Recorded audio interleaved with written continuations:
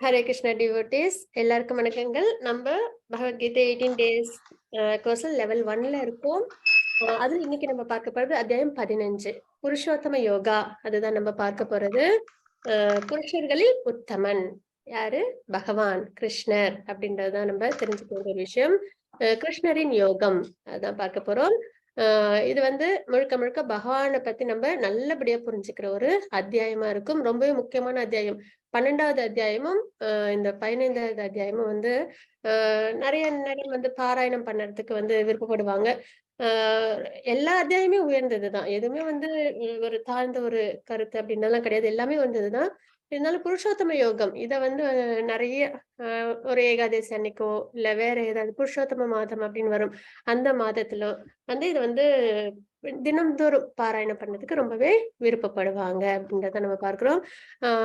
அதுக்கு முன்னாடி பாத்தீங்கன்னா பகவானை நம்ம ஏன் வழிபடுறோம் அப்படின்னு பார்த்தோம்னா என்ன காரணம் அப்படின்னு பார்த்தோம்னா நம்ம நிறைய பார்க்கறது என்ன முக்தி அடையறதுக்காக இந்த மெட்டீரியல் உலகத்துல இருந்து நம்ம வெளியில பகவானோட அபோட் போகணும், நித்திய சூரிகளா நம்ம இருக்கணும், இந்த ஜட உலகத்தில் உள்ள இந்த கஷ்டங்கள்ல இருந்து நம்ம வெளியில வரணும் அப்படின்றதெல்லாம் நம்ம பாக்குறோம் இல்லைங்களா? அப்ப முக்தி அப்படின்னும் போது அது பாத்தீங்கன்னா 5 வகைப்படும். என்ன அப்படின்னு பார்த்தோம்னா ஒண்ணு சாயுஜ்ய முக்தி அப்படின்னு சொல்லுவாங்க. சரிங்களா? சாயுஜ்ய அப்படின்னும் போது பிரம்ம ஜோதின்னு ஒரு இடம் பார்த்தோம் இல்லைங்களா? நம்ம கோலோக சாட்ல கோலோகம், வைகுண்டம், பிரம்ம ஜோதி, ஜோதி வடிவத்துல உள்ள இடம் அப்படின்னு பார்த்தோம் இல்லைங்களா? அந்த இடத்தை அடையிறது பிரம்ம ஜோதி. அது சாயுஜ்ய முக்தி அப்படின்றது ஒரு ஒரு வகையான முக்தி. சரிங்களா? அங்க என்ன ஒரு டிராபேக் எதற்கான பியூர் டிவோட்டீஸ் பகவான் மேல பக்தி சேவையில் ஈடுபடுறவங்க அங்க போக மாட்டாங்க, போக விருப்பப்பட மாட்டாங்க. எதனால அப்படின்னா தியான முறையில பண்றவங்க, ஒளியின் வடிவத்துல வழிபடுறவங்க தான் அங்க போவாங்க. என்ன தியான முறைக்கும் பகவானுக்கு பக்தி சேவை செய்யறதுக்கும் என்ன வித்தியாசம் அப்படின்னு பார்த்தோம்னா தியான முறையில மனதையும் புலன்களையும் கண்ட்ரோல் பண்ணி பகவான் மேல மனதை நிலை நிறுத்துறது கண்டிப்பா என்ன தரும்? முக்தியை தரும். ஆனா அங்க என்ன மிஸ்ஸிங் ஆகுது? பகவானுக்கு நம்ம அன்பை வெளிக்காட்ட முடியாது இல்லைங்களா? ஏன்னா சேவைன்னு இருந்தாதான் அதுல நம்மளோட அன்பை நம்மளால வெளிக்காட்ட முடியும் இல்லைங்களா? அப்ப அதுல என்ன இருக்கு? பக்தி சேவைன்ற ஒரு இடம் அங்க இல்ல. அதனால என்ன ஆயிடும் அப்படின்னு பாத்தீங்கன்னா பகவானோட இந்த பிரம்ம ஜோதியில ஐக்கியமாக முடியும் அப்படின்ற ஒரு வகையான முக்தி அது சாயுஜ்ய முக்தி அப்படின்றது. அதுக்கப்புறம் மிச்சம் 4 இருக்கு. மொத்தம் 5 வகை. அதுல 4 வகைகள் என்ன அப்படின்னு பார்த்தோம்னா சாரூபிய பகவானோட ரூபத்தை நம்ம எடுத்துக்கிறது. அதாவது பகவானோட ரூபம் சங்க சக்கர கதாதாரியா இருக்காங்க இல்லைங்களா? அந்த ரூபத்தை நம்ம எடுத்துக்கிறது. ஆனா பகவானுக்கும் நமக்கும் டிவினிட்டியும் நித்திய சூரியா அங்க இருப்போம். பகவானோட எல்லா விதமான ரூபமும் நமக்கும் அந்த பகவான் ரூபம் மாதிரி நமக்கும் ரூபம் இருக்கும். ஆனால் ஒரே ஒரு வித்தியாசம் என்னன்னா பகவானுக்கு ஸ்ரீவத்சமும் கௌஸ்துப மாலையும் இருக்கும். சரிங்களா? நமக்கு அது இருக்காது. நித்திய சூரிகளுக்கு அது இருக்காது. அந்த ஒரு வித்தியாசம் தான். ஆனா இருக்கிறதுலே இத ரொம்ப என்ன சொன்னாங்க அப்படின்னு பாத்தீங்கன்னா இப்ப நம்ம வீட்டுல ஒரு மெய்ட் சர்வன்ட் இருக்காங்க அப்படின்னு வச்சுக்கோங்களேன். அவங்களுக்கு நம்ம என்ன யூஸ் பண்ணோமோ அத்தனையும் அவங்க நம்ம கொடுப்போமா? கொடுக்க மாட்டோம் இல்லைங்களா? நிதர்சனமா பேசும்போது கொடுக்க மாட்டோம். இப்ப நம்ம கார்ல போறோம், நம்ம வீட்டுல சோஃபால அமர்ந்திருக்கிறோம். அந்த மாதிரி நிறைய நம்ம ஃபெசிலிட்டிஸ் நம்மளோட நிறைய இருக்கும் இல்லைங்களா? அப்ப அதெல்லாம் நம்ம நம்மளோட மெய்ட் சர்வெண்ட்டுக்கும் நம்ம கொடுப்போமா? கொடுக்க மாட்டோம் இல்லைங்களா? ஆனா பகவானோட காருண்ய குணம் என்ன அப்படின்னா நம்ம நித்தியசூரி ஆகிறோம். நமக்கு சாரூபிய முக்தி வேணும் ஆசைப்படுறோம் அப்படின்னா பகவானோட ரூபத்தை அப்படியே நமக்கு கொடுப்பாங்க. ஒரே ஒரு வித்தியாசம்னா அந்த ஸ்ரீவஸ்மம் கௌஸ்துப மாலை மட்டும்தான் பகவான்கிட்ட இருக்கும். அந்த அளவுக்கு பகவானுக்கு என்னது யாருக்கிட்டையும் ஒரு தேசம்லாம் இருக்காது. தன்னோட எல்லா ஆப்புலன்சஸையும் பக்தர்களுக்கும் கொடுப்பாங்க அப்படின்றத நம்ம இதுல பகவானோட காருண்ய குணத்தையும் நம்மளால தெரிஞ்சுக்க முடியும். அதுக்கப்புறம் பாத்தீங்கன்னா சாலோக்கிய அப்படின்ற ஒரு வகையான முக்தி. பகவானோட லோகத்துல நம்ம இருக்கிறது, வைகுண்டம் கோலோகம் அப்படின்ற இடங்களில இருக்கிறது அப்படின்றது. அதுக்கப்புறம் பாத்தீங்கன்னா சாஷ்டி அப்படின்றது. சரிங்களா? அதுக்கப்புறம் சாமீப்பிய. இந்த 2 முக்தி. சாஷ்டி சாமீப்பிய அப்படின்றது என்னன்னு பார்த்தோம்னா பகவானோட பேரஃபேனிலியா அப்படின்னு நம்ம சொல்லுவோம். சரிங்களா? என்னென்ன அப்படின்னு பார்த்தோம்னா இப்ப பலராமர் இருக்காங்க இல்லைங்களா? அவங்க என்னவா இருக்காங்க பகவானுக்கு? பகவானோட படுக்கையா இருக்காங்க அப்படின்றத நம்ம பார்க்கிறோம் இல்லைங்களா? அப்ப பகவானுக்கு தேவையான உபகரணங்களா ரொம்ப க்ளோஸ் அசோசியேஷன் அப்படின்ற ஒரு விஷயம் நம்மளுக்கு அங்க கிடைக்கும். அதான் சாமீப்பிய முக்தி அப்படின்னு நம்ம பார்க்கிறோம். இந்த மாதிரி 5 வகையான முக்திகள் இருக்கு. அதுல நமக்கு என்ன கிடைக்கும்? ஏதோ ஒரு முக்தி கிடைக்கும். இதுல இன்னொரு விஷயம் நம்ம என்ன தெரிஞ்சுக்கிறோம் அப்படின்னு பாத்தீங்கன்னா ஒரு பியூர் டிவோட்டி என்ன எதிர்பார்க்க மாட்டாங்க, லிபரேஷன் கூட அவங்க எதிர்பார்க்க மாட்டாங்க. முக்தி அடையணும்ன்ற விருப்பம் கூட இருக்காது அவங்க கிட்ட. பகவானோட பக்தியில நல்ல முன்னேற்றம், அதாவது உயர்ந்த நிலைக்கு வரவங்க என்ன விருப்பப்படுவாங்க அப்படின்னு பார்த்தா, எந்த இடத்தில் இருந்தாலும் பகவானுக்கு பக்தி சேவையில ஈடுபடணும். அது நரகமா இருந்தாலும் சரி, பூலோகமா இருந்தாலும் சரி, பிரம்மலோகமா இருந்தாலும் சரி, பகவானோட சுப்ரீம் அபோர்டா இருந்தாலும் சரி, எந்த இடத்துல இருந்தாலும் பகவானுக்கு சேவை பண்ணணும். அது மட்டும்தான் அவங்களோட நோக்கமா இருக்கும். பகவானை சேவை பண்ணி அவங்களை திருப்தி பண்ணணும் அப்படின்றதான் அவங்களோட முழுமுதல் நோக்கமா இருக்கும் அப்படின்னு நம்ம பார்க்கிறோம். சரிங்களா? அப்ப இதெல்லாம் தான் நமக்கு இந்த மெட்டீரியல் உலகத்தில இருந்து வெளியில போனால் கிடைக்கக்கூடிய விஷயங்கள் அப்படின்னு நம்ம தெரிஞ்சுக்கிறோம். நம்ம இதற்கு முன்னாடி என்ன பார்த்தோம் அப்படின்னு பாத்தீங்கன்னா, நம்ம இப்ப பார்த்துட்டு இருக்கிறது ஞான யோகம் பார்த்துட்டு இருக்கோம். அதுல ஞான யோகத்துல ஃபர்ஸ்ட் 13th சாப்டர்ல என்ன பார்த்தோம்? குணசங்கோஷ அப்படின்ற ஒரு விஷயம் பார்த்தோம் இல்லைங்களா? அதுல என்ன தெரிஞ்சுக்கிட்டோம் நம்ம? இந்த ஜட இயற்கை 24 தத்துவங்களை கொண்ட இந்த ஜட இயற்கையோட லிவிங் என்டிட்டி ஆத்மா வந்து சம்பந்தப்படும் போது அது என்ன ஆகுது? இந்த முக்குணங்களோட அடிமைகளா இருக்கோம் அப்படின்னு நம்ம தெரிஞ்சுக்கிறோம். காரணம் அது தெரிஞ்சு போச்சு. அதற்கப்புறம் என்ன தெரிஞ்சுக்கிட்டோம்? நேத்திக்கு 14வது அத்தியாயத்துல அந்த முக்குணங்களை பத்தின விஷயங்களை நம்ம தெரிஞ்சுக்கிட்டோம் இல்லைங்களா? முக்குணங்கள், சத்துவகுணம் எப்படி இருக்கும், ரஜோகுணம் எப்படி இருக்கும், தமோகுணம் எப்படி இருக்கும், அதுல இருந்தால் நம்ம எங்கெங்கெல்லாம் போவோம்? சத்துவகுணத்துல இருந்தா மேல் லோகங்களுக்கு போவோம், ரஜோகுணத்துல இருந்தா இந்த பூமியில பிறப்பு கிடைக்கும், அதே தமோகுணத்துல இருந்தா கீழ் உலகங்களுக்கு போவோம் அப்படின்றத நம்ம தெரிஞ்சுக்கிட்டோம். சரிங்களா? அப்ப குணங்களோட லிவிங் என்டிட்டி சம்பந்தப்படும் போது இந்த ஜட உலகத்தில் நம்ம பிறப்பிறப்பு சுழற்சியில இருக்கும்ன்றது தெரிஞ்சுக்கிறோம். அப்ப முக்குணங்களை பத்தி நம்ம தெரிஞ்சுக்கணும் இல்லைங்களா? அதையும் நம்ம வந்து நேத்திக்கு சாப்டர்ல நேத்திக்கு அத்தியாயத்துல நம்ம அதை தெரிஞ்சுக்கிட்டோம். சரிங்களா? இன்னைக்கு நம்ம பார்க்க போறது அத்தியாயம் 15. அதுல என்ன இருக்கு அப்படின்றத நம்ம பார்க்கலாம்.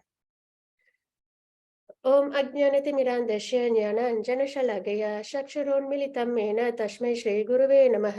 श्रीचैतन्यमनोभीष्टं स्थापितं येन भूतले स्वयं रूप गदामह्यं ददति सपदान्तिकं वन्देऽहं श्रीगुरु श्रीयुतपदकमलं श्रीगुरून् वैष्णवांश श्रीरूपं साग्रजातं सहन रघुनाथान्वितं तं सजीवं साद्वैतं सावधूतं परिजनसहितं कृष्णचैतन्यदेवं श्रीराधा कृष्णपादान् सहन ललित श्रीविशाखान्वितां हे कृष्णा करुणा सिंधु दीनबंधो जगत्पते गोपेश गोपिका कांत राधा कांत नमोस्तुते तप्त कांचन गौरंगी राधे वृंदावनेश्वरी वृषभानुसुदे देवी प्रणमामि हरिप्रिये वाञ्छाकल्पतरुभ्यश्च कृपा सिन्धुभ्येव च पतितानां पावनेभ्यो वैष्णवेभ्यो नमो नमः।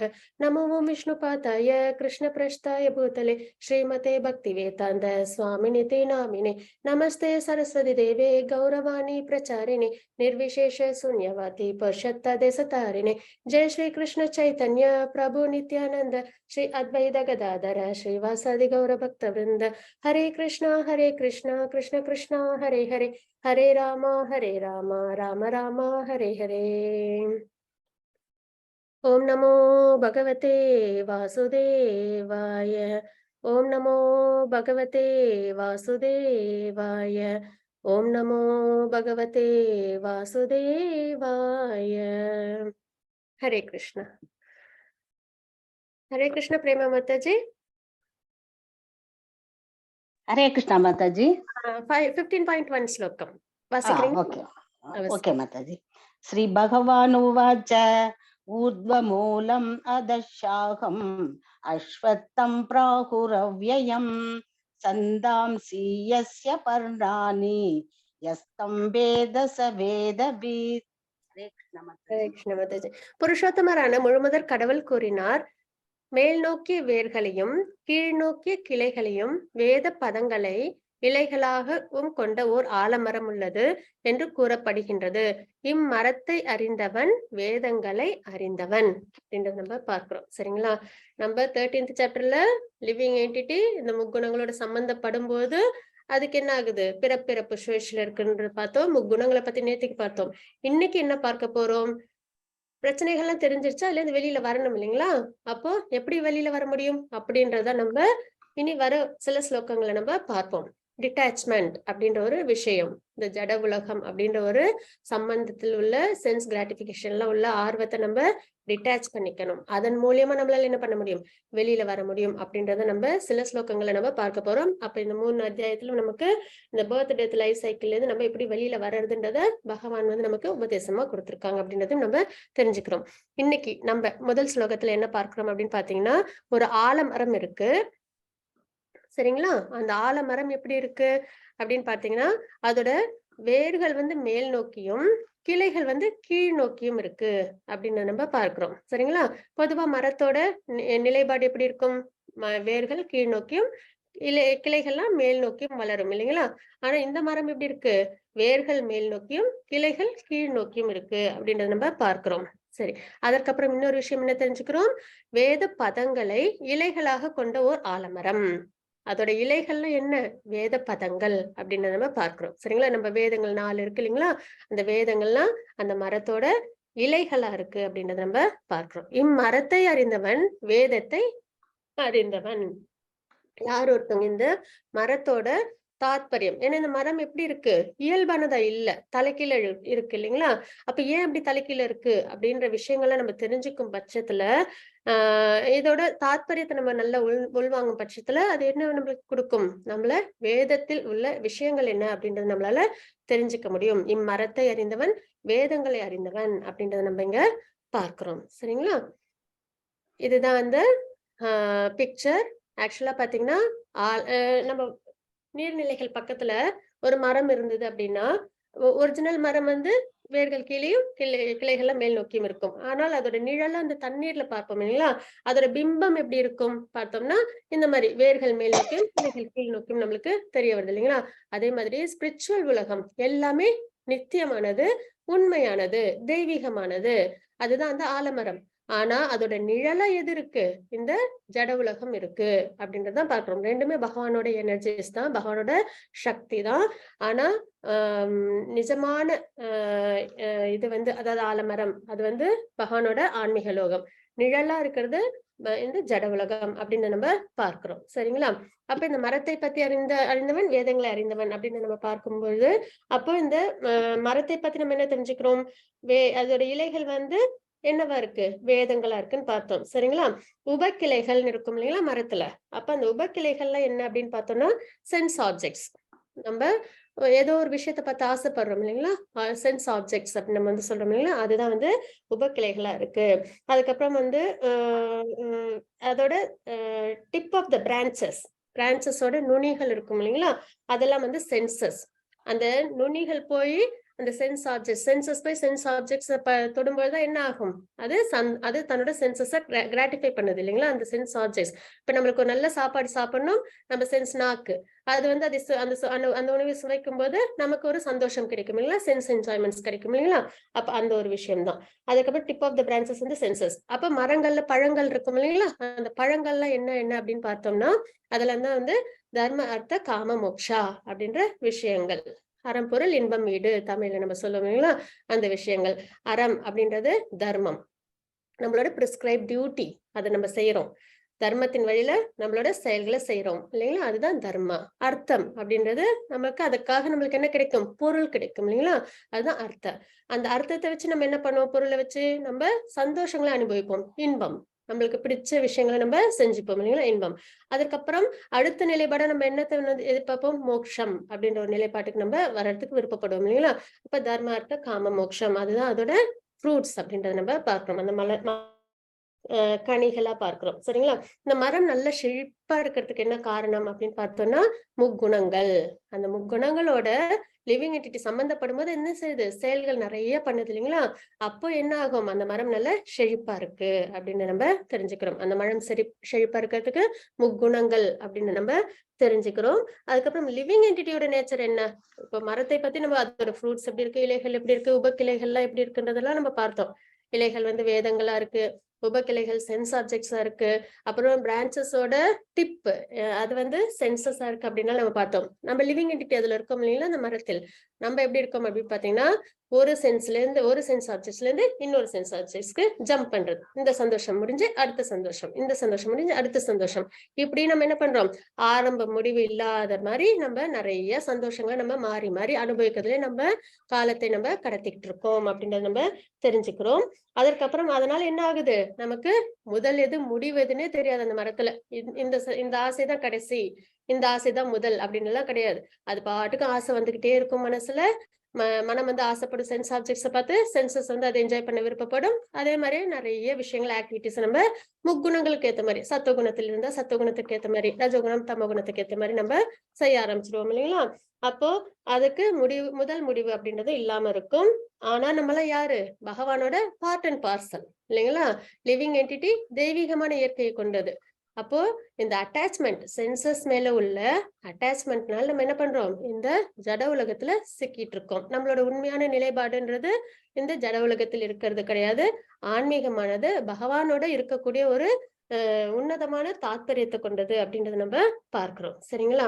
அப்ப இந்த விஷயங்கள்லாம் தெரிஞ்சுக்கும் பட்சத்துல அப்புறம் இந்த இது பிரான்ச்சஸ் எல்லாம் இருக்கு இல்லைங்களா, இது எதனால அப்படி மேலே இருந்து ஸ்டார்ட் பண்ணி கீழே வரைக்கும் வேண்டாம்னா, யார் எல்லாத்தையும் படைக்கிறது, பிரம்மா இல்லைங்களா. பகவான் வந்து ஃபர்ஸ்ட் பிரம்மாவை படைக்கிறாங்க.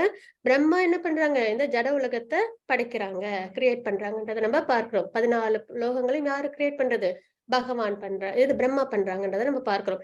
அப்ப பிரம்மாவோட உலகம் எங்க இருக்கு, இந்த 14 லோகத்துல மேல இருக்கு இல்லைங்களா, சத்தியலோகம்.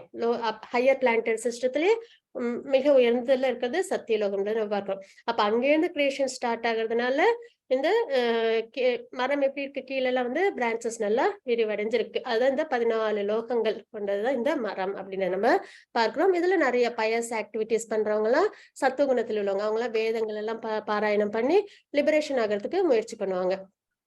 அதே வந்து ரஜோகுணத்தில் உள்ளவங்களாம் நிறைய சென்ஸ் இது விஷயங்களை கிராட்டிபிகேஷன்ல ஈடுபடுவாங்க. நிறைய சம்பாதிக்கணும், நல்லா வந்து லைஃப்ல அச்சீவ் பண்ணணும், இந்த மாதிரி ஆசைகள்லாம் இருக்கும் இல்லைங்களா.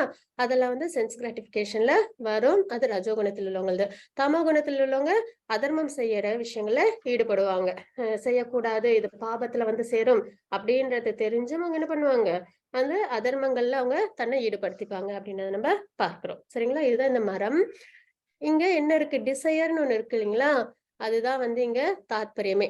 எதனால நம்ம ஆன்மீக லோகத்துல பகவான் கூட இல்லாம நம்ம எதனால இங்க இருக்கோம் ஜட உலகத்துல, ஆசை. எதன் மேல, இந்த ஜட சம்பந்தப்பட்ட ஆசைகள்ல நம்ம மனம் லயிச்சிருக்கிறதுனால, சென்சஸ் எல்லாம் என்ஜாய் பண்ணிக்கிறதுனால நம்ம என்ன பண்றோம், இந்த உலகத்துல நம்ம இருக்கோம். அதே இந்த ஆசை பகவான் மேல வரும் பொழுது நம்ம எங்க இருப்போம், பகவானோட லோகத்துக்கு நம்ம போவோம். நம்ம மனம் தான் ஆசைப்படுது இல்லைங்களா. மனம் இந்த ஜட உலகத்தில் உள்ள விஷயங்கள் மேல ஆசைப்படும் போது ஜட உலகத்துல இருக்கும். மனம் பகவானை ஆசைப்படும் போது, பகவான் மேல லயிச்சு சென்சஸ் எல்லாம் பகவான் மேல நம்ம வந்து என்கேஜ் பண்ணும்போது நம்மளோட இது என்ன ஆகும், பியூரிஃபை ஆகும். அப்ப நம்ம எங்க இருப்போம், பகவானோட லோகத்துல நம்ம இருப்போம். அதுதான் டிவோஷனல் சர்வீஸ் அப்படின்னு நம்ம பார்க்கிறோம். மனமும் மனதை என்மேல் நிலைநிறுத்தி பக்தி சேவையில் ஈடுபடுவாயாக, இவ்வாறு இருந்தால் என்னை நீ நிச்சயம் வந்தடைவாய் அப்படின்றது பக்தி யோகத்துல பகவான் நிறைய இடங்கள்ல சொல்லியிருக்காங்க இல்லைங்களா. அப்ப அந்த ஒரு தாத்பரியத்தை நம்ம கடைபிடிச்சு நம்ம என்ன பண்ணணும், நம்ம பகவானை அடையணும். அப்ப இங்க உள்ள சந்தோஷங்கள் நம்ம என்ன பண்ணணும், வெட்டணும். டிட்டாச்மெண்ட் வரணும். இந்த ஜட உலகத்தில் உள்ள அட்டாச்மெண்ட், ஆசைகள் பற்றுகள்ல இருந்து நம்மளுக்கு என்ன வரணும், டிட்டாச்மெண்ட் வரணும் அப்படின்னு நம்ம இங்க தெரிஞ்சுக்கிறோம். மாதாஜி 15.2 4 மாதாஜி 2 மாதாஜி 2 ஹரே கிருஷ்ணா. அதசோர்த்வம் பிரஸ்ருதாஸ்தஸ்ய சாகா குணப்ரவ்தா விஷய பிராவலாஹ. ஹரே கிருஷ்ணா. இன்னும் இருக்குங்களே 4 இல்ல மாதாஜி, அதுவே இன்னும் இல்லைங்களா 15.2ல? சரி, நான் 3 இது இருக்கு மாதாஜி. ரூபம் அதுதானே? இல்ல மாதாஜி, இதுவே அதுதான் படிச்சப்ப. அதசோர்த்வம் பிரஸ்ருதாஸ்தஸ்ய சாகா குணப்ரவ்தா விஷய பிராவலாஹ. ஓகே மாதாஜி, ஹரே கிருஷ்ணா. இம்மரத்தின் கிளைகள் ஜட இயற்கையின் முக்குணங்களால் வளர்க்க சரி மாதாஜி, அதுக்கு இன்னொரு பக்கம் இருக்கு. அதஸ்சு மூலான் யனுசந்தாதானி கர்மானுபந்தீனி மனுஷ்யலோகே. ஹரே கிருஷ்ணா. இந்த பக்கம் இருந்தது கவனிக்கணும். சாரி. பரவாயில்ல மாதாஜி. ஹரே கிருஷ்ணா. இம்மரத்தின் கிளைகள் ஜட இயற்கையின் முக்குணங்களால் வளப்படுத்தப்பட்டு மேல் நோக்கியும் கீழ் நோக்கியும் விரிகின்றன. உபக்கிளைகள் புலனின்ப விஷயங்கள் ஆகும். இம்மரத்தில் உள்ள கீழ் நோக்கி செல்லும் வேர்கள் பலநோக்கு செயல்களால் பந்தப்படுத்தப்பட்டுள்ளன அப்படின்னு நம்ம இங்க தெரிஞ்சுக்கிறோம். சரிங்களா? இம்மரத்தை அறிந்தவன் வேதத்தை அறிந்தவன். வேதம் நமக்கு என்ன சொல்லிக் கொடுக்கும்? பகவான் யாருன்னு சொல்லிக் கொடுக்கும். பகவானை நம்ம எப்படி அடையணும் அப்படின்றத நமக்கு சொல்லிக் கொடுக்கும் இல்லைங்களா? அப்ப இந்த மரத்தை தெரிஞ்சுக்கிறதுனாலே நம்மளால என்ன பண்ண முடியும்? வேதத்தை தெரிஞ்சுக்க முடியும் அப்படின்னு நம்ம பார்க்கிறோம். அப்ப இந்த மரத்தை பத்தி இங்க என்ன இந்த ஸ்லோகத்துல பகவான் என்ன நம்மளுக்கு குறிப்பிட்டு கொடுத்திருக்காங்க? ஜட இயற்கையின் முக்குணங்களால், இந்த சத்துவகுணம், ரஜகுணம், தமோகுணம் அதால வளப்படுத்தப்பட்டு மேல் நோக்கியும் கீழ் நோக்கியும் விரிகின்றன. செழுமையா நல்லா வளர்ந்திருக்கு. உபக்கிளைகள் புலனின்ப விஷயங்களாகவும் இம்மரத்தில் உள்ள கீழ் நோக்கி செல்லும் வேர்கள் பலநோக்கு செயல்களால் பந்தப்படுத்தப்பட்டுள்ளன. கீழ் நோக்கி வேர்கள் போகுது இல்லைங்களா? அதெல்லாம் எதால பந்தப்படுத்தப்படுது? பலநோக்கு செயல்களை பண்ணும்போது பந்தப்படுறோம்ன்றத நம்ம பார்க்கிறோம். மாதாஜி 15.3.4. ஓகே. ந ரூபம் அஸ்யேக ததோ பலப்யதே நாந்தோ ந சாதிர் ந சம்பிரதிஷ்டா அஸ்வத்தம் ஏனம் சுவிரூட மூலம் அசங்கசஸ்திரேன திருடேன சித்வா ததப்பதம் தத் பரிமார்க்கிதவ்யம் யஸ்மின் கதா ந நிவர்தந்தி பூயக தம் ஏவ சாத்யம் புருஷம் பிரபத்யே யத பிரவிருதி பிரசுதா புராணி. ஹரே கிருஷ்ணா. ஹரே கிருஷ்ண மாதாஜி. இம்மரத்தின் உண்மை உருவம் இவ்வுலகில் காணப்படக்கூடியதல்ல. சரிங்களா? இது எங்கே முடிகிறது, எங்கே தொடங்குகின்றது, அல்லது அதன் அஸ்திவாரம் எங்கே இருக்கின்றது என்பதை யாராலும் புரிந்து கொள்ள முடியாது அப்படின்னு நம்ம இங்க தெரிஞ்சுக்கிறோம். ஆரம்பமும் தெரியாது, முடிவும் தெரியாது. ஆனால் பலமாக வேரூன்றியுள்ள இந்த மரத்தை பற்றின்மை என்னும் ஆயுதத்தால், எந்த ஆயுதத்தால நம்ம இந்த மரத்தை ஆழமா வேரூன்றி இருக்கிற இந்த மரத்தை, நிறைய சென்ஸ் கிராட்டிபிகேஷனுக்கு விருப்பம் இருக்கும் இல்லைங்களா? அதற்குதான் நிறைய பிரயத்தனப்படுவோம் இல்லைங்களா? அப்படிப்பட்ட ஆழமான இந்த இது ஆசைகள் பலமாக வேரூன்றியுள்ள இந்த மரத்தை பற்றின்மை, இதுதான் ஒரே ஒரு விஷயம். இதன் மூலியமா தான் நம்மளால வெளியில வர முடியும். பற்றின்மை என்னும் ஆயுதத்தால் உறுதியுடன் வெட்டி சாய்க்க வேண்டும். அதன் பின்னர் எங்கே செல்வதால் மீண்டும் திரும்பி வருவதில்லையோ, எங்க போன திரும்பி வர மாட்டோம், பகவானோட லோகம். அந்த இடத்தை நாடி அங்கே யாரிடமிருந்து எல்லாம் தொடங்குகிறதோ, யார்கிட்ட இருந்து இந்த உலகங்கள்லாம் உருவாச்சு? பகவான் கிட்ட இருந்து இல்லைங்களா? ஆன்மீக உலகம், இந்த ஜட உலகம். அப்போ அந்த இடத்தை நாடி அங்கே யாரிடமிருந்து எல்லாம் தொடங்குகின்றதோ, யாரிடமிருந்து எல்லாம் விரிவடைகின்றதோ அந்த பரமபுருஷ பகவானிடம் சரணடைய வேண்டும் அப்படின்னு நம்ம இங்க பார்க்கிறோம். அப்ப யார்கிட்ட இருந்து விரிவடையுது அப்படின்றது நம்ம இங்க தெரிஞ்சுக்கிறோம் இல்லைங்களா?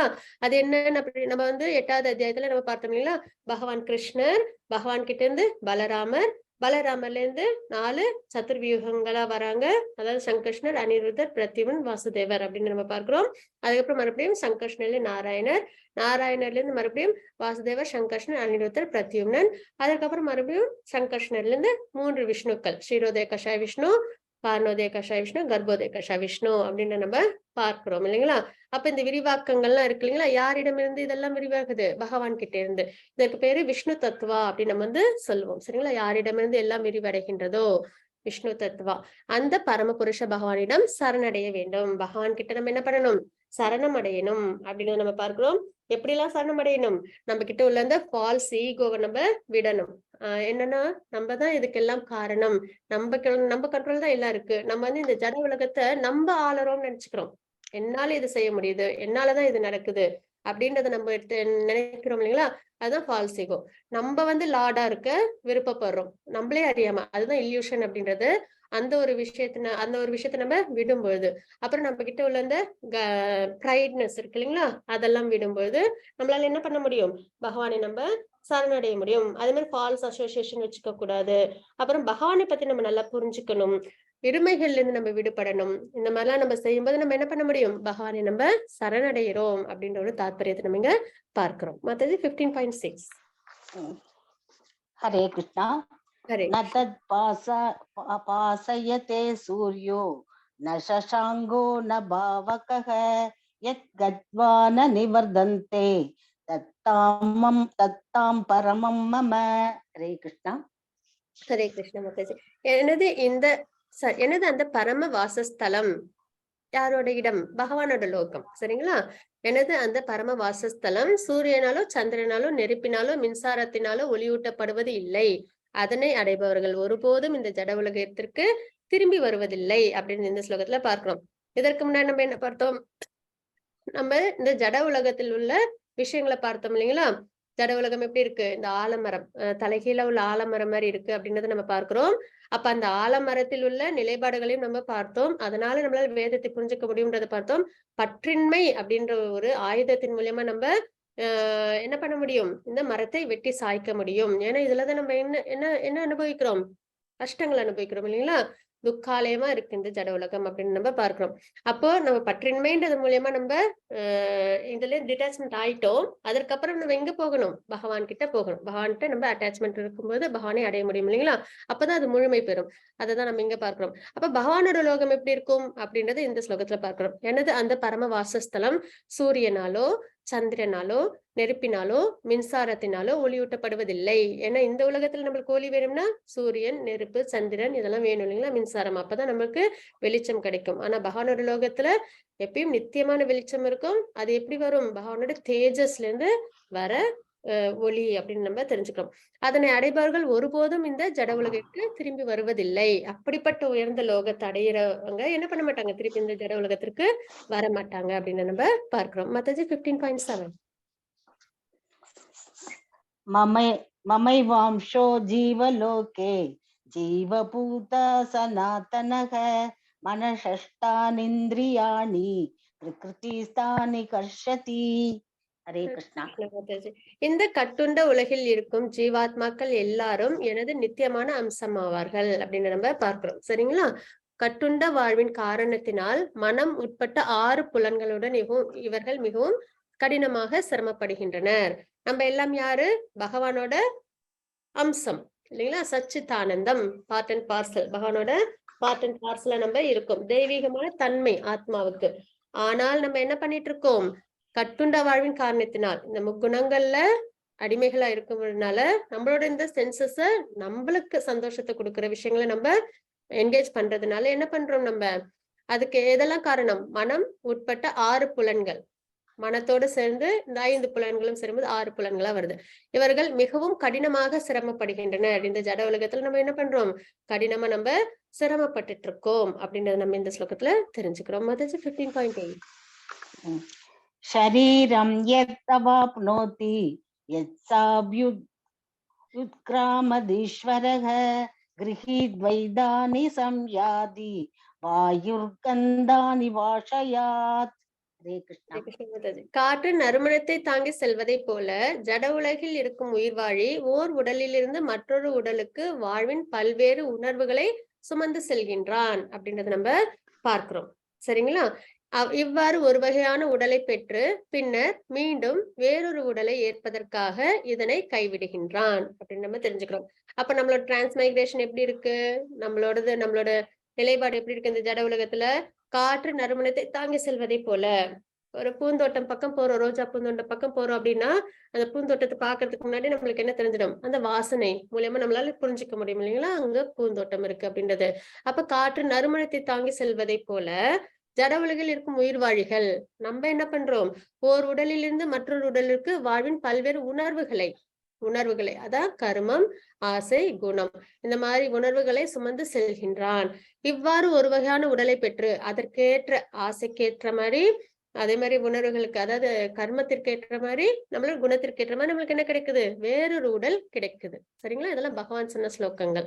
இவ்வாறு ஒரு வகையான உடலை பெற்று பின்னர் மீண்டும் வேறொரு உடலை ஏற்பதற்காக அதனை கைவிடுகின்றான். அப்படி ஒரு உடல், அப்படி ஒரு பிறவி கிடைக்கும். சரிங்களா? அவங்களோட கர்மத்திற்கும் ஆசைக்கும் குணத்திற்கும் ஏற்ற மாதிரி ஒரு உடல் கிடைக்கும். அந்த உடலில் அவங்க என்ன பண்ணுவாங்க? மறுபடியும் அவங்களோட வாழ்க்கையை அவங்க வாழ்வாங்க. அதுக்கப்புறம் மறுபடியும் என்ன பண்ணுவாங்க? அந்த உடலை கைவிட்டு இன்னொரு உடலை அவங்க எடுத்துக்கிறாங்க அப்படின்றத நம்ம இங்க பார்க்கிறோம் இந்த ஸ்லோகத்துல. மத்தது 15.9. ஸ்ரோத்ரம் சக்ஷு ஸ்பர்ஷனம் ச ரசனம் கிராணம் ஏவ ச அதிஷ்டாய மனச்சாயம் விஷயானுபசேவதே. ஹரே கிருஷ்ணா. ஹரே கிருஷ்ண மாதாஜி. இவ்வாறு வேறொரு ஸ்தூல உடலை பெறும் உயிர் வாழி. சரிங்களா? நம்மளோட இந்த ஜட உலகம், ஜட உடல்ன்றது அந்தந்த பிறவியோட முடிஞ்சிடும். ஏன்னா இது ஒரு சாதனம். நம்ம சென்சஸ என்ஜாய் பண்ணிக்கிறதுக்கான ஒரு சாதனம் தான் இந்த உடல் இல்லைங்களா? ஆனா இதையே நம்மளுக்கு எதற்காக பகவான் கொடுத்திருக்காங்க? மகா தத்துவத்தில இருந்து வந்த விஷயங்கள் இல்லைங்களா? இந்த ஜட உடல்ன்றது. அப்ப யார்கிட்ட இருந்து இந்த சரீரம் நமக்கு கிடைச்சிருக்கு? பகவான் கிட்ட இருந்து. அப்ப நம்ம அதை யாருக்காக பயன்படுத்தணும்? பகவானுக்காக பயன்படுத்தணும். ஆனா நம்ம என்ன பண்ணிட்டு இருக்கோம்? நம்மளோட சந்தோஷங்களுக்காக நம்ம இத பயன்படுத்தும் போது அது என்னவா மாறுது? பாபங்களா மாறுது இல்லைங்களா? அதனாலதான் நமக்கு கர்ம வினைகள் ஏற்படுது. அப்போ இங்க என்ன பார்க்கிறோம்? அது மாதிரி இந்த ஜட உடல் இது ஒரு சாதனமா இருக்கு. அதுவே ஸ்தூல சரீரம். ஸ்தூல சரீரம்ன்றது நம்ம கிட்ட இருக்கு. அது மனம், புத்தி, அகங்காரம் இது மூணும் கொண்டது ஸ்தூல சரீரம்ன்றத நம்ம பார்க்கிறோம். அதுலதான் எல்லாமே ரெக்கார்ட் ஆகும். நம்ம செய்யற செயல்கள் எல்லாம், கர்மங்கள் எல்லாம், ஆசைகள், குணங்கள்லாம் அதுதான் ரெக்கார்ட் ஆயிருக்கும். சரிங்களா? அப்போ இவ்வாறு வேறொரு ஸ்தூல உடலை பெறும் உயிர் வாழி மனத்தை மையமாக கொண்டுள்ள ஒரு குறிப்பிட்ட விதமான மனத்தை மையமா கொண்டு என்ன பண்ணுது அதற்கு தேவையான காது, கண், மூக்கு, நாக்கு, தொடுப்புலன்கள் ஆகியவற்றை அடைகின்றன. அப்படின்னா என்ன அர்த்தம்? ஒரு ஜட உடலை அது எடுத்துக்குது. மனத்தை மையமா ஸ்தூல சரீரத்துல மனம் இருக்கு. அதை மையமா வச்சுக்கிட்டு என்ன பண்ணுது அது ஒரு ஜட உடலை அது எடுத்துக்குது அப்படின்னு நம்ம பார்க்கிறோம். இதன் மூலம் குறிப்பிட்ட புலனின்ப விஷயங்களை அவன் அனுபவிக்கின்றான். அப்போ இந்த சரீரம் ஜட உடல் கிடைச்சிருது இல்லைங்களா? மறுபடியும் அந்த பிறவில அவங்க என்ன பண்ண ஆரம்பிச்சிடுறாங்க?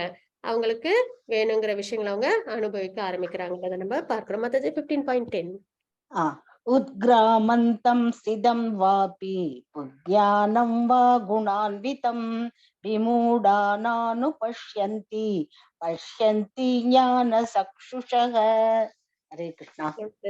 முட்டாள்கள் உயிர் வாழி எவ்வாறு தனது உடலை கைவிடுகின்றான் என்பதையோ, இயற்கை குணங்களின் மயக்கத்தின் கீழ் எத்தகு உடலை அவன் அனுபவித்துக் கொண்டுள்ளான் என்பதையோ புரிந்து கொள்ள முடியாது. ஆனால் யாருடைய கண்கள் ஞானத்தில் பயிற்சி பெற்றுள்ளதோ அவரால் இவை அனைத்தையும் காண முடியும் அப்படின்னு நம்ம இந்த ஸ்லோகத்துல தெரிஞ்சுக்கிறோம். இப்ப யார் ஒருத்தவங்க ஆன்மீகத்துல நாட்டம் இல்லாம, பகவான் மேல நம்பிக்கை இல்லாம, நம்மளோட வேதங்கள் மேல நம்பிக்கை இல்லாம இருக்காங்களோ, பகவத்கீதை பாகவதம் எல்லாம் தெரிஞ்சுக்காம இருக்காங்களோ, அப்ப அவங்களுக்கு என்ன தெரியாது? அதாவது அந்த மாதிரி தெரியாத லிவிங் என்டிட்டி எவ்வாறு தனது உடலை கைவிடுகின்றான், இந்த பிறவியில நம்ம ஏன் இவ்வளவு கஷ்டப்படுறோம், நமக்கு அடுத்த பிறவி எப்படி இருக்கும், இந்த மாதிரி எந்த ஒரு விஷயமும் அவங்களுக்கு தெரியாது. நம்மளுக்கு கஷ்டம் வராம இருக்கணும்னா பக்தி செய்யலனாலும் மற்ற சத்துவகுணத்துல இருந்து தர்ம விஷயங்களை நம்ம செய்யணும் அப்படின்ற ஒரு தாத்பரியமும் அவங்களுக்கு தெரியாது. ஆனா கஷ்டம் வரும்போது என்ன சொல்லுவாங்க? நமக்கு இந்த கஷ்டங்கள்லாம் ஏன் வருதுன்னு தெரியாம பகவானை அவங்க நிந்திக்க ஆரம்பிச்சிருவாங்க இல்லைங்களா? அதாவது அவங்களுக்கு ஒரு புரிதலே இல்லாம ஒரு இல்யூஷன்லயே இருப்பாங்க. அறியாமையிலேயே அவங்க தன்னோட கஷ்டத்துக்கு காரணம் தெரியாமலே அவங்க தன்னோட வாழ்க்கையை அவங்க வாழ்ந்துட்டு இருப்பாங்கன்றத நம்ம பார்க்கிறோம். அப்போ உயிர்வாழி எவ்வாறு தனது உடலை கைவிடுகின்றான் என்பதையோ, இயற்கை குணங்களின் மயக்கத்தின் கீழ் எத்தகு உடலை அவன் அனுபவித்துக் கொண்டுள்ளான். யாரோட கண்ட்ரோல் நம்ம இருக்கோம்? முக்குணங்கள் இல்லைங்களா? அப்போ அதோட இயற்கை குணங்களின் மயக்கத்தின் கீழ் எத்தகு உடலை அவன் அனுபவித்துக் கொண்டுள்ளான். இப்ப நம்ம முக்குணங்களோட தாக்கத்துலதான் இருக்கோம் இல்லைங்களா? நமக்கு தெரியுது முக்குணங்கள் இருக்கு, அதுல சத்துவகுணத்துல இருக்கணும், அதுல பக்தி செஞ்சு சத்துவகுணத்தை அடையணும்னு தெரியுது இல்லைங்களா? ஆனா யாருக்கு இந்த விஷயங்கள்லாம் தெரியாதோ அவங்க என்ன பண்ண முடியாது? இதெல்லாம் புரிஞ்சுக்க முடியாது அப்படின்ற நம்ம இங்க தெரிஞ்சுக்கிறோம். சரிங்களா? ஆனால் யாருடைய கண்கள் ஞானத்தில் பயிற்சி பெற்றுள்ளதோ, அதாவது ஞான திருஷ்டி பகவான் இதுக்கு கொடுத்திருக்காங்க இல்லைங்களா? விஸ்வரூப தரிசனம் பார்க்கறதுக்கு அர்ஜுனருக்கு கொடுத்தாங்க. அதே வியாசர் யாருக்கு கொடுத்திருக்காங்க? சஞ்சயனுக்கு கொடுத்திருக்காங்க இல்லைங்களா? அந்த மாதிரி நமக்கு ஞான திருஷ்டி அப்படின்றது என்னது? இந்த பகவத்கீதை பாகவதம் நம்மளோட வேதங்கள் அதுதான் நம்மளுக்கு ஞானத்தை கொடுக்கும் அப்படின்னு நம்ம தெரிஞ்சுக்கிறோம். நமக்கும் பகவான் கொடுத்திருக்காங்க, ஞான திருஷ்டிய கொடுத்திருக்காங்க. அர்ஜுனருக்கு மட்டும் இல்ல, வியாசர் சஞ்சயனுக்கு மட்டும் கொடுக்கல, நமக்கும் பகவான் கொடுத்திருக்காங்க ஞான திருஷ்டி. எதன் மூலியமா? பகவத்கீதை பாகவதம் மூலியமா. ஆனால் யாருடைய கண்கள் ஞானத்தில் பயிற்சி பெற்றுள்ளதோ அவரால் இவை அனைத்தையும் காண முடியும். என்னென்ன தெரிஞ்சுக்க முடியும் உங்களால அப்படின்னு பார்த்தோம்னா, அதாவது எப்படி இந்த உடல் அதாவது ஜட உடலில் இருக்கும் உயிர்வாழி ஓர் உடலிலிருந்து மற்றொரு உடலுக்கு வாழ்வின் பல்வேறு உணர்வுகளை சுமந்து செல்கின்றான்.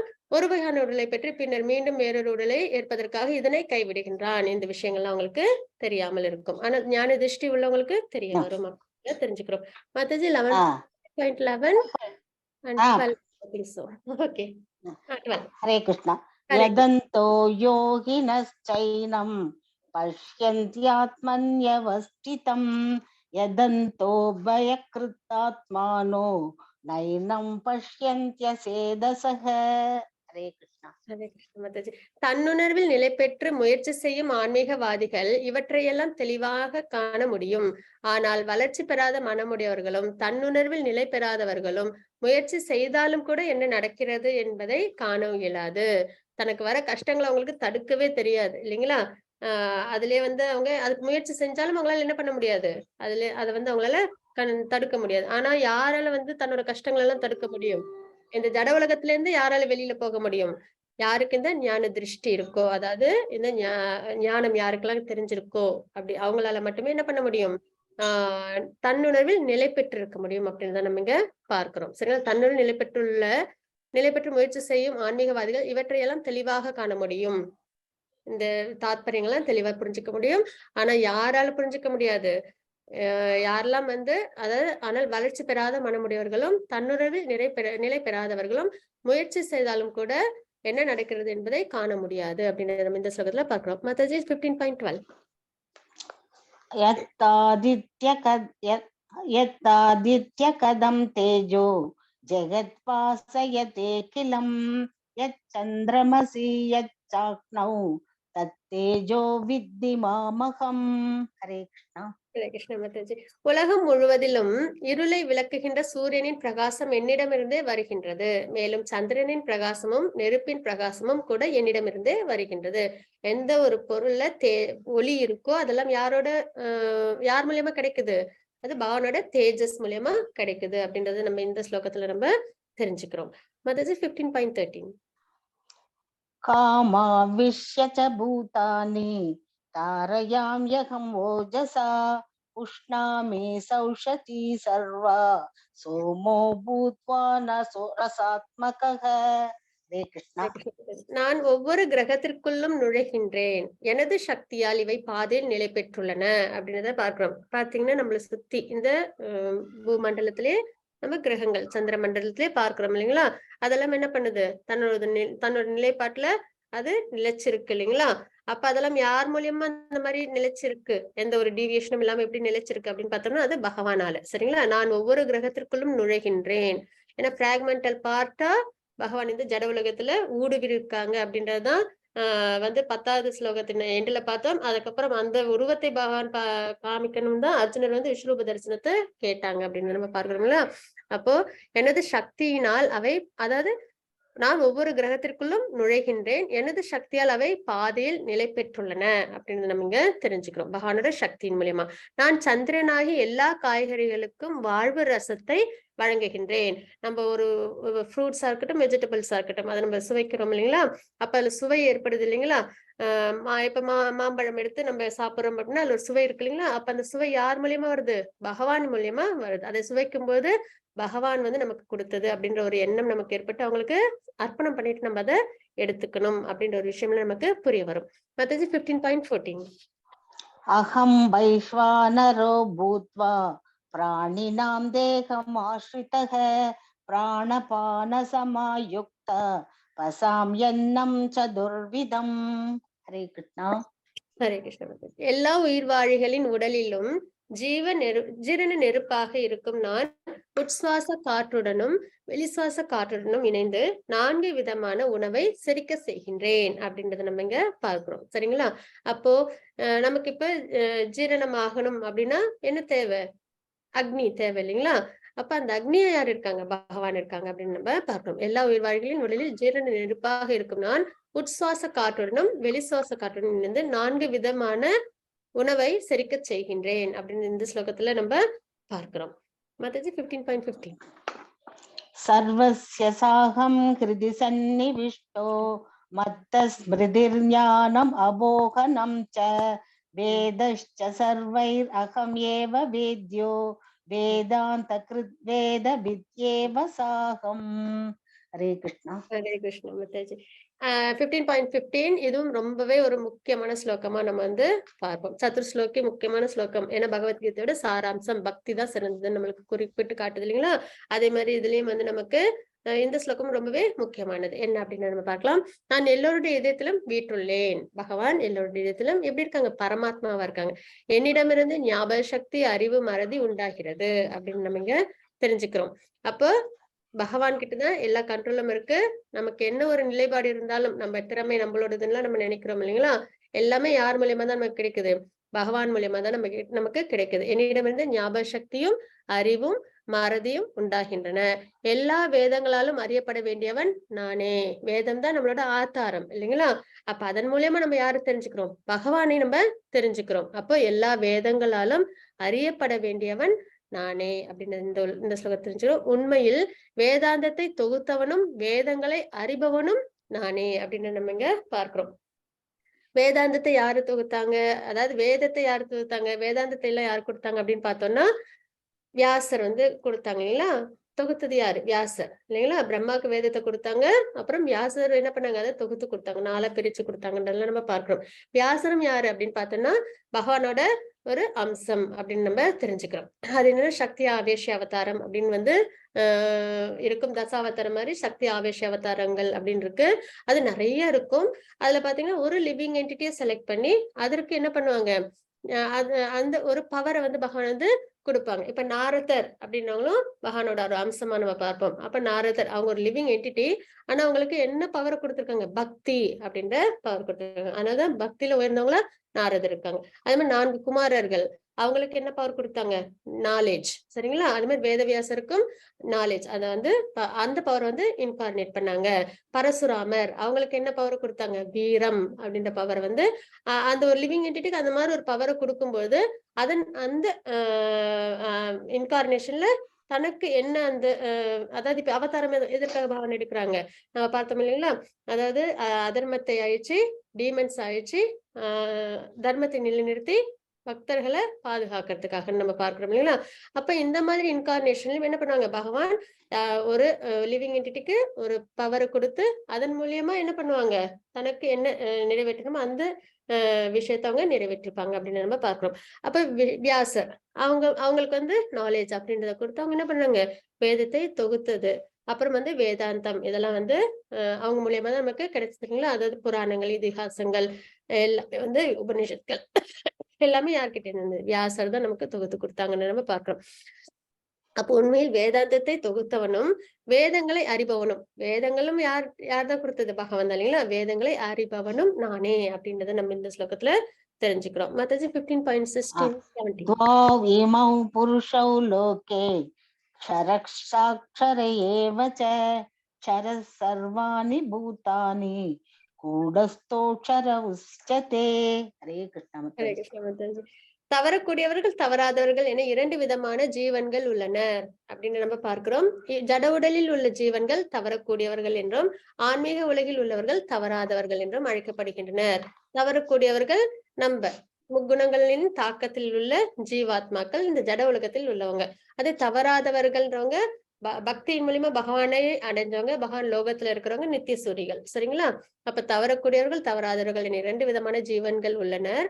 ஜட உலகில் உள்ள ஜீவன்கள் தவறக்கூடியவர்கள் என்றும் ஆன்மீக உலகில் உள்ளவர்கள் தவறாதவர்கள் என்றும் அழைக்கப்படுகின்றனர் அப்படின்றது இந்த ஸ்லோகத்தில் நம்ம பார்க்கிறோம். மத்தது 15.17 உத்தம புருஷஸ்த்வன்யக பரமாத்மேத்யுதாஹ்ருதக யோ லோகத்ரயம் ஆவிஷ்ய விபர்த்யவ்யய ஈஸ்வரஹ. ஹரே கிருஷ்ணா மாதாஜி. கிருஷ்ண மாதாஜி. இந்த இருவருக்கும் அப்பாற்பட்டு உத்தம புருஷரான பரமாத்மா இருக்கின்றார். அதாவது இந்த ஜட உலகத்தில் உள்ள நம்ம ஆத்மாக்கள் தவறாதவர்கள் நித்திய சூரியர்கள் அவங்களுக்கெல்லாம் அப்பாற்பட்டு யார் இருக்காங்க? பரமாத்மா இருக்காங்க. இந்த இருவருக்கும் அப்பாற்பட்டு உத்தம புருஷரான பரமாத்மா இருக்கிறார்.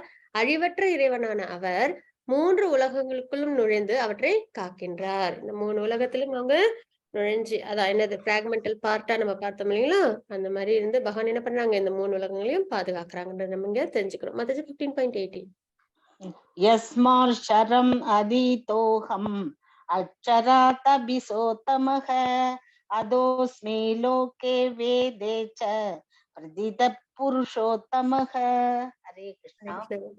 தவறக்கூடியவர்கள் தவறாதவர்கள் ஆகிய இருவருக்கும் அப்பாற்பட்டு நான் திவ்யமானவனாக இருப்பதாலும் நானே உத்தமமானவன் என்பதாலும் உலகிலும் வேதங்களிலும் நான் அந்த புருஷோத்தமனாக கொண்டாடப்படுகின்றேன் அப்படின்னு நம்ம இங்க தெரிஞ்சுக்கிறோம். உத்தமர்களில் உத்தமர். சரிங்களா? புருஷோத்தமர் பகவான் அப்படின்னு நம்ம இங்க தெரிஞ்சுக்கிறோம்.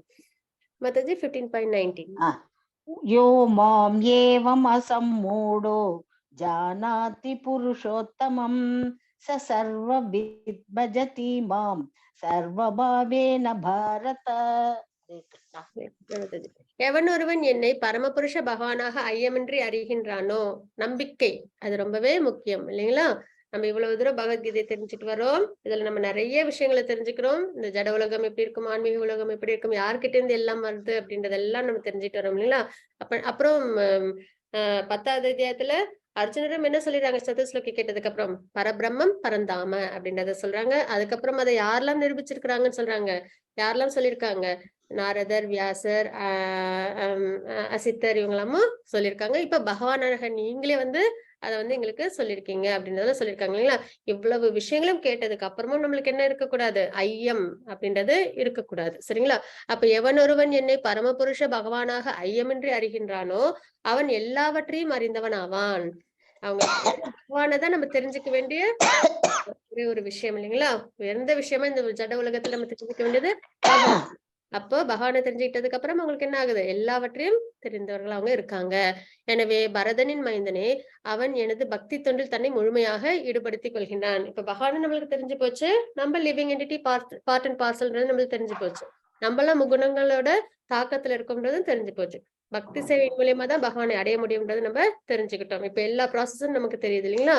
அப்போ யார் ஒருத்தங்க பகவானை முழுமையா தெரிஞ்சுக்கிட்டாங்களோ அவங்க என்ன பண்ண ஆரம்பிச்சிருவாங்க, பக்தி தொண்டுல தன்னை முழுமையாக ஈடுபடுத்திக் கொள்கின்றார்கள் அப்படின்னு நம்ம இங்க பார்க்கிறோம். 15.1 इति गुह्यतमं शास्त्रम् इदं उक्तं मया नक एतत् बुद्ध्वा बुद्धिमान् स्यात् कृतकृत्यश्च भारत. हरे कृष्णा माताजी. ஹரே கிருஷ்ணா மாதாஜி. தேங்க்யூ மாதாஜி. ஹரே கிருஷ்ணா. வேத சாஸ்திரங்களின் மிக மிக ரகசியமான பகுதி இதுவே. நம்ம வேதம் இருக்கு இல்லைங்களா, அதுலயே ரொம்ப ரகசியமான பகுதின்றது இப்ப நம்ம தெரிஞ்சுக்கிட்டோம் இல்லைங்களா, அந்த விஷயங்கள்லாம் தான். பாவமற்றவனே, தற்போது என்னால் இது வெளிப்படுத்தப்பட்டுள்ளது.